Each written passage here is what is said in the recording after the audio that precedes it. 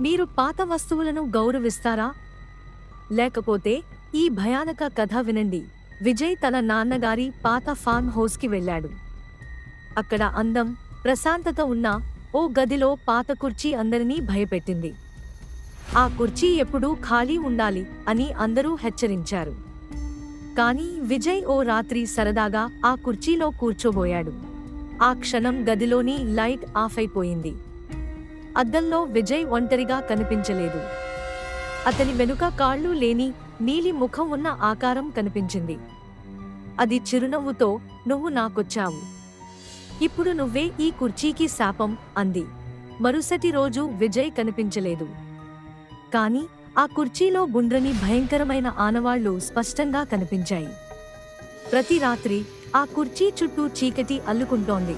పాత వస్తువులు జీవంతో ఉండవు, కానీ వాటిలో బంధించబడిన జీవాలు ఉంటే, మీరు వాటిని గౌరవించకపోతే అవి మిమ్మల్ని బంధిస్తాయి. ఈ కథ మీకు భయం కలిగించిందా? ఇలాంటి మరిన్ని భయానక కథల కోసం మా ఛానల్ని సబ్స్క్రైబ్ చేయండి.